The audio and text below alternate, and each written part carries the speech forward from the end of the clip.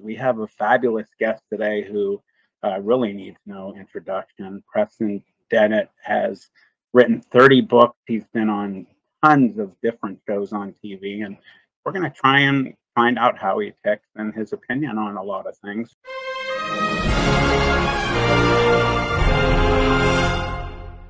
Preston, thank you for being here today. I really appreciate it. Hey, thank you. I'm happy to be here. One of the things that has really come to a subject of great importance these days are the UFO phenomena. Obviously you have very detailed opinions on these things, but what I wanted to do is, I was wondering if you would mind, I'll give you the mic and let everyone know about who you are and how you got started into this field. I'd appreciate that. This wasn't something I was looking for in terms of UFOs and the paranormal. Didn't believe actually in UFOs or anything paranormal. Was very skeptical and ready to tell anyone who thought they had an unexplained experience that they were hallucinating, misperceiving, lying. That all changed when I was 21 years old. I was watching the news, November 17, 1986, and the news program featured a sighting over Alaska.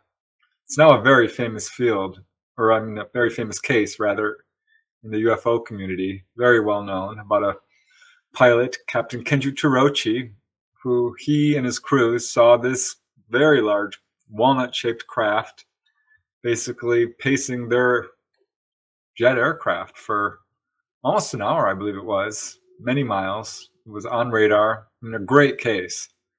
Very little of these details were in the news report, which was very joking and kind of just almost tongue-in-cheek. But it interested me because they did show the pilot, and I thought, wow, who is this guy? Did he really see a UFO? I don't think so, but I did remember that my older brother, Mark, I have 3 older brothers, said he'd seen a UFO about 5 years before that or so. I remember he came running into the house. I was just, 13, 14 years old at that time. And came running into the house and said he'd seen this craft. It was at treetop level. He and his 2 friends watched it. And I just didn't believe him. I just kind of shook my head and said, no, you didn't see anything. And didn't want to hear it. But now after hearing this news report, I asked Mark again what he saw. And he described a very detailed sighting, very close up, of a metallic craft. The dome on top, lights around the circumference, the perimeter. Totally quiet, made no noise. Again, treetop level. He chased it in his car with his 2 friends. So it was clear to me he wasn't lying. I mean, this is my brother. And it was clear to me he wasn't misperceiving or any of this. I really had no explanation for what he saw. And he's like, well, if you don't believe me, talk to my 2 friends. His friends were Phil and Greg. I did know them. And I did end up calling them. And that's kind of what started me looking into this. And I very quickly found out that a lot of people I knew in my family, my friends, my coworkers, had had dramatic encounters, not just with UFOs, with ghosts and other things. So that really started to concern me. It wasn't really good news as far as I was concerned, because I had to throw away my belief system, what I thought I knew to be true or false. I remember that greatly. I remember that the pilot was a very, very highly decorated pilot, great honor system. You're not going to get someone to, say something like that unless it really happened. He really got a lot of negative things that occurred to him after that. He was not allowed to fly for some years after that, actually. That sighting was covered up effectively, even though it was on the news. There were radar reports. The guy, I forget his first name, Mr. Callahan, was part of the investigation of that and actually had the radar reports, which he saved because they never took them away from him. And he later went public with it and made that case a classic in the UFO literature. But yeah, if not for Captain Kenji Torochi, I probably wouldn't be talking to you today. I've been reading through everything. I mean, your bio is like a dictionary. You've done so much and such great work. You're a part of MUFON. You're a field investigator for the Mutual UFO Network. How did you get involved with that? Yeah, well, finding out UFOs were real was a huge shock because, of course, it wasn't being taught in schools. It was mostly ridiculed in the media when it appeared at all. So it was difficult to find information. There were some books, but there wasn't a whole lot. So I started doing my research. This is all pre-internet days, and found out about MUFON, the Mutual UFO Network, the largest citizen UFO study group, and immediately joined, subscribed to their newsletter. I actually wrote to them and sent them a check, getting all their back issues of their MUFON UFO journal, which reported on their research, and really joined every UFO group I could find, because there were a few. There was the Center for UFO Studies, Citizens Against UFO Secrecy, a few others. Started attending MUFON meetings, local ones in Los Angeles. And before long, I started writing articles. I took their test to become a MUFON field investigator. It was a take-home test. I thought it would be pretty easy. It wasn't, actually. It was more difficult than I expected, with lots of questions on photography and, let's see, astronomy, meteorology, subjects like this, UFOs, of course. But I did really well and started investigating cases firsthand, interviewing people, and I started going on radio pretty quickly, actually, because they were looking for people to talk about this. The subject was growing by leaps and bounds right when I got involved. And for about 10 years, that's what I did, just researching cases, buying every book I could find, going to conventions. I wrote about 30 or 40 articles over a period of 10 years. And in 1996, I put out my first book and kind of haven't looked back from there. Most recently, when I got in touch with you, I watch a lot Expedition X, Josh Gates show, and Jessica Chobot and Phil came out and saw you about the UFO phenomena. Here, what are your thoughts on these undersea bases that have become very popular? Yeah, well, there's no doubt there's a lot of USO activity, unidentified submersible objects, and that's a subject that has received little attention over the years until fairly recently. Almost from the beginning of my research, I started getting a lot of cases of USOs, particularly off the Southern California coast. And I did speculate about the possibility of a base. I think possibly in the past there were bases, but I haven't been able to conclusively find evidence of an actual undersea base.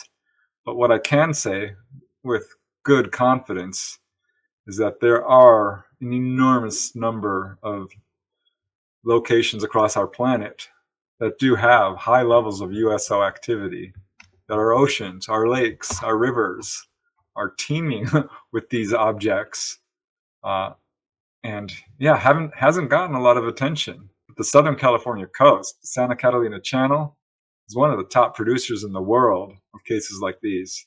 And I have cases involving not, just a couple objects or even 10 or 20. And there's a lot of those, but some involving 50 or 100 or even more in a few outlying cases. So if there's not a base, there's absolutely a parking lot of USOs down there, which we know probably one of the reasons. I mean, I think there's a few reasons why they're down there. One is because they have that ability, which we certainly don't. We don't have, at least not officially, flying submarines, but these objects can go in, from outer space to the atmosphere into the water fairly easily. And they can hide down there and remain undetected and not bothered by outside observers. I think that's one reason. But another is because we know that they can get very hot. Plasma fields will surround them as they're going through the atmosphere. And having talked to a lot of contactees, which has really been what I focused most of my research on, they go into the water basically to cool off. This is what Dolly Safran, one of my favorite contactees, I wrote a whole book about her case called Symmetry. And she's had the most extensive experiences of anyone I've interviewed. Fully conscious, by the way, not through the lens of fear, not recalled through hypnosis, but just one-on-one encounters. Dolly's case is super amazing. She grew up in mostly Florida, the Florida Everglades, moved around a bit, Georgia, and so forth. But from a very young age, she was having encounters, which she didn't fully understand, because these were initially somewhat dreamlike, of being taken on board these craft and apparently to another planet. But it was clear to her something was going on, because she was having missing time. She was seeing UFOs. People around her were seeing UFOs. And she was having a lot of paranormal experiences as well. But everything changed when she was 14 years old and had an encounter. This was in 1971, or let's see, 1973. And she was in her room late at night and saw these star-like objects come down, and they started pairing up and darting off in different directions. But two came right down over her house. One darted away, and one came right down over her backyard. And she could see portholes and little gray type, what we now know are gray type ETs, looking down at her. They sent down a sort of beam of light, and she blacked out and woke up the next morning with someone else's pajamas on, inside out, and very quickly did recall what happened without the aid of hypnosis. She recalled being taken on board, and it was a very long, extensive experience. But in short, they gave her a tour of the craft. They showed her her quarters, where she remembered being on board throughout her life. She recalled a lot of, it was like almost like a near-death experience, a life review. All these memories came flooding back to her of her previous contact. But they ended up taking her up to what we would call the control room, the helm. They call it the place of movement, which I thought was really interesting. And they sat her down in the pilot seat and actually took her to the planet Saturn and gave her sort of an astronomy lesson on that planet. That fascinated me when she told me that, because I've had other contactees tell me the same thing. Then took her to the moon and basically had a whole counseling session with her. They were very excited that she had woken up to her contact, that she would remember fully consciously, and asked her what she wanted to do with her life. And this was when everything changed for her. From that point on, she started having contact regularly, weekly. And they basically trained her how to pilot these craft. And that's sort of what the theme of symmetry is about, because that became a big part of her experiences and her work with the ETs. And I know how this must sound to skeptics, but I can tell you I've heard this from many other contactees, and certainly read about it as well. People are trained how to fly these craft.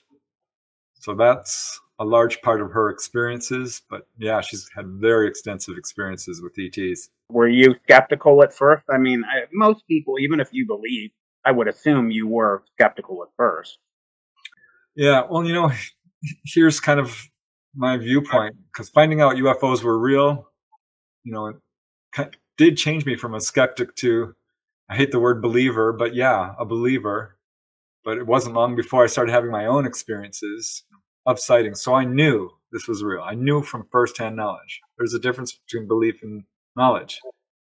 And as Dolly started telling her story, I could tell immediately that she was an honest, sincere person. I didn't realize how extensive her experiences was, because like many contactees, they're very wary to tell their whole story for fear of ridicule and disbelief and rejection and this sort of thing. But as someone who's talked to a lot of people, there's little details that turn up again and again and again in contactee accounts. And finding out UFOs were real and having to readjust my whole belief system in a weird way did make me more skeptical, because I had to question everything. Right. So when someone contacts me and says, "Oh, I've had this experience," I'm like, "Okay, well, let's hear what you have to say." And no, I don't just jump in as a completely credulous believer in whatever anyone says. I do like to have corroborating witnesses. I do multiple interviews to see if their story changes. I like to, if someone has any kind of evidence whatsoever in terms of photographs or, medical evidence or so forth, that always helps to strengthen the credibility of a case. And Dolly certainly had those, more so than anyone else I've ever interviewed, actually. So it became very clear to me pretty early on that her case was absolutely legitimate. She was describing, what the interior of a UFO looks like, which nowadays there's quite a bit of information out there about that. But it goes far beyond that. What the ETs are wearing, what they say, how they behave, the instruments they use, little, procedures perhaps, or experiences that people have on board a craft that are not super well known. And she was ticking all the boxes in terms of a legitimate contactee. That made me think immediately of Betty and Barney Hill. What is your opinion on that one, since we're talking about people that have been contacted? Yeah, well, the Betty and Barney Hill case is a classic. I think there's very little doubt that this is a legitimate case. They reluctantly went forward. They were not going to tell anybody. And it became a watershed event in the UFO field because it was really the first case of an onboard experience. This is back in 1961 when they had their experience. It's the first case that received any publicity, really whatsoever, certainly here in the US. There was one in South America that was minorly publicized, but the Hills were really the first to come forward. And it's a great case. I mean, it's a multiple witness case. There's physical evidence in terms of the spots on Barney and Betty's car, magnetic spots that were all shiny, Betty's torn dress with a stain on it, other details, Barney's scuffed shoes. So it's clear this wasn't a psychological event, as even today some skeptics try to put forth, ignoring the physical evidence. It's an excellent case, which really shaped our understanding of what an onboard experience is. And really that case opened the door for so many other people to step forward. And boy, did they. It wasn't long after that people all over the world started coming forth with their encounters. Can I ask you, since we're on to very well-known ones, what's your opinion on Bob Lazar and everything that he said that he went through? Yeah, well, I was super excited when Bob Lazar went public and really took a critical look at his case. I found it very interesting that as soon as he came forth, there was a lot of people trying to debunk his case. And whenever the, quote, debunkers, who are not objective investigators, they are people who I think are honestly paid disinformants. Whenever they attack a witness in force, to me, it raises eyebrows. Because I'm like, if this is truly a hoax and not true, why are you so concerned about it? And the more I listened to what he had to say, it was very cogent. It made sense. It's very consistent. And he was one of the first really well-known whistleblowers. I think over the years, he's been vindicated again and again and again.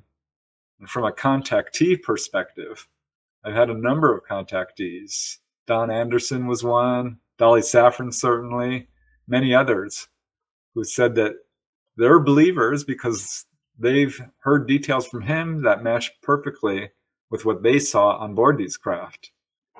So yeah, I think he's telling the truth. I can't prove it. I'm not a Lazar investigator by any means, nor have I spoken with him, but I've certainly followed his story very closely. And I think he's telling the truth.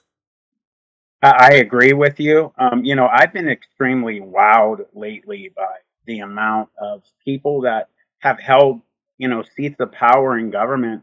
The one that I always go to is Paul Hellyer, the ex-Canadian Minister of Defense, who has come out countless times in public on camera and said that, yes, the Canadian government, the United States government, and many others have been in contact with other races for many years. What's your thoughts just on the mindset of that comment right there.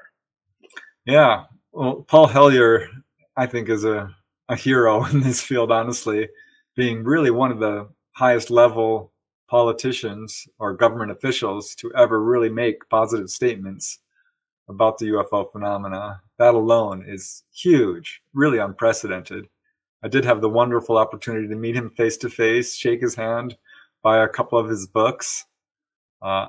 So yeah, I think it was very brave of him and good news that he came forward, saying that there is validity to all of this. As far as us being visited, yeah, I think we are being visited by a number of different, what I would say, types of ETs. It's sort of a trick question because we look at ETs and we call them aliens and they're so different from us when really they're not.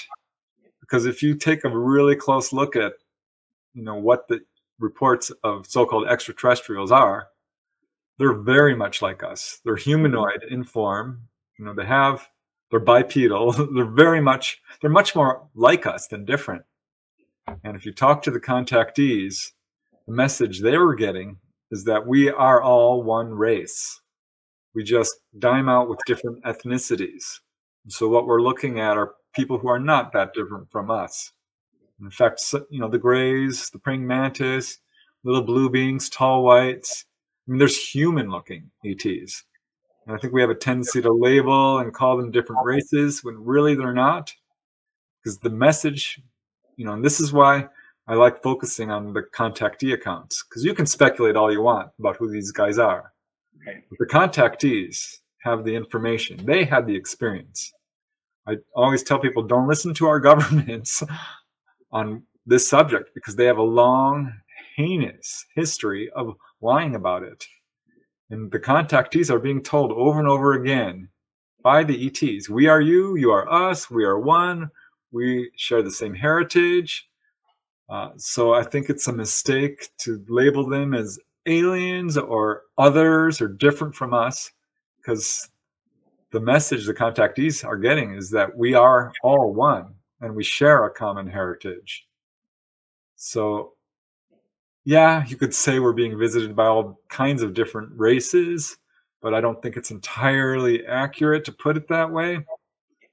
And that it's a little bit divisive, because the fact is, I think our relationship to them is a lot closer than we realize. They're our progenitors, so to speak. This is what the contactees are being told. What is your thought on some of these mindsets that some of these different beings are coming through from other dimensions? Do you see that? I'm so glad you brought that up, because there seems to be a whole lot of confusion about this and a whole lot of speculation, which is all well and good. But if you have to be able to support your speculations, your assertions with fact-based research. And I see a lot of very shoddy, uncritical, stinking thinking when it comes to people saying, who are these guys and where do they come from? If you look at the totality of the evidence, I think the extraterrestrial theory, I hate even calling it that, the extraterrestrial explanation is the one which best explains all the evidence. This is what most contactees, by a huge majority, believe, that we are dealing with people like us from other planets, physical beings who pilot craft that come down and leave burn traces on the ground, that pick people up, put them on board, examine them, heal them, give them messages, and so forth. People very much like us. But it's kind of a trick question in terms of interdimensionality. Because yes, the ETs do have an understanding of interdimensional aspects of not only themselves, but the ability to travel through other dimensions and traverse long distances. So you can call them interdimensional.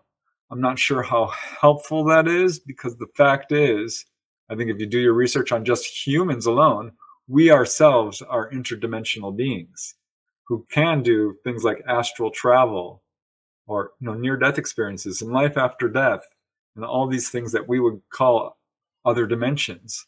All entities have interdimensional aspects. So yeah, ETs are interdimensional, but who isn't? and it does not preclude them from being extraterrestrials. And it disturbs me when you see a lot of these researchers in this field throwing out the extraterrestrial explanation in favor of an intelligence that wears different masks and manifests in different ways to control human beliefs, when really there is no good solid evidence to support that. And really their best argument is, oh, there's high strangeness, there's symbolic elements. But that's something we are putting forth, overlaying our own belief system onto an experience. And if you have taken an objective look at it and just stick to the facts only, I think that it's undeniable that there are ETs out there, just by the fact that we ourselves exist on a planet. And if we can't conclude that alone, well, I mean, we'll never make any progress. I think they are extraterrestrials. Not to say that there aren't other entities out there that are interdimensional, like ghosts and spirits, or Bigfoot, or elves, or gnomes, or fairies, because every culture on our planet has a long tradition of reports of these kinds that are sometimes labeled as extraterrestrials, I think inaccurately. There's an enormous amount of experiences that get put under the UFO explanation umbrella that probably don't belong there. And I think this is what's causing confusion, because people are looking at Bigfoot and a near-death experience and ghosts and demonic spirits and angels and trying to say they're all one thing. Where's the evidence of that? Right. Yeah, there's some interesting commonalities and bleed-throughs and similarities, but I don't see any good evidence to say that these are all one intelligence that's manifesting in different ways, as some major researchers are putting forth. So, it's my assessment that most of what people report in terms of seeing a metallic craft come down, land in their backyard, they're pulled on board, they're implanted and, healed. I think this is exactly what it appears to be, extraterrestrial. People need to know the truth. Thank you. Encourage everyone, do their own research. Don't believe me. Look for yourself. And again, I am so honored that you were able to come here and spend some time with me, and our subscribers are going to go crazy when they see this. So thank you, Preston, very much for being here. If you wouldn't mind, I'm going to end the show here. If you could hang out in the backstage, I will be right there, sir. Thanks again. Thank you.